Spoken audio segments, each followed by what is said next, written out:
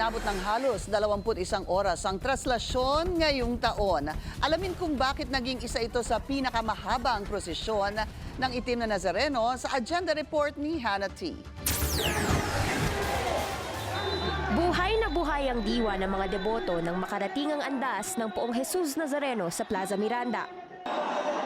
1:26 ng madaling araw ngayong Biyernes, matagumpay na naihatid ang imahe ng Itim na Nazareno sa Quiapo Church. Mula Quirino Grandstand, nagsimula ang prosesyon ng Itim na Nazareno bandang 4:41 ng madaling araw ng Huwebes. 21 oras ang inabot ng prosesyon, isa sa pinakamahaba sa kasaysayan ng traslasyon. Tinatayang higit kumulang 8 million ang nakilahok sa traslasyon ngayong taon. Mas marami kumpara sa 6 na milyong dumalo noong 2024. Gaya ng dati, hindi nawala ang mga hamon sa prosesyon. 2 beses naputol ang mga tali ng andas. Una, sa Finance Road at muli, malapit sa San Sebastian Church. Tumagilid din ang andas sa may kahabaan ng Farnesio Street na agad namang naitayo muli ng mga deboto. Halos 500 ang kinailangan ng medical assistance. Ilan sa mga dahilan, hirap sa paghinga, pananakit ng dibdib, pagkahilo at ilang foot injuries. Kahit di po deboto na nakikita namin sa kalye,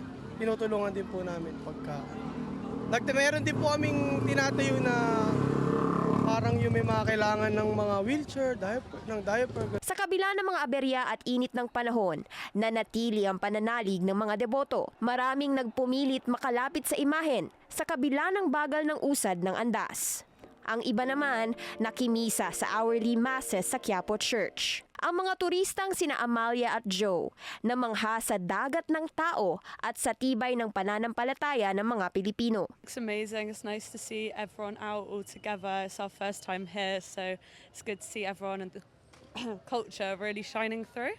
Yeah, it's brilliant. Not really seen anything like this. We don't get this in Scotland, so it's a nice experience. Bandang 5:57 ng hapon, naganap ang pagdungaw o ang pagtatagpo ng Itim na Nazareno at ng imahen ng Our Lady del Carmen malapit sa San Sebastian Church na natunghayan ng mga deboto.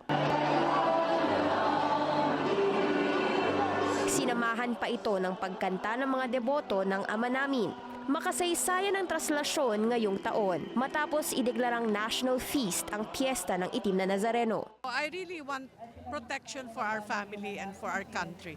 Kaibigan namin na may sakit, may mga cancer yung asawa ko, so kailangan ng healing. So we pray for him. Health, buong family, lagi naman yon. Kahit pansamantalang natigil ang traslasyon noong panahon ng pandemya, muli namang sumigla ang pananalig ng mga Pilipinong Katoliko sa Itim na Nazareno. Para sa agenda, Hannah T, Bilyonaryo News Channel.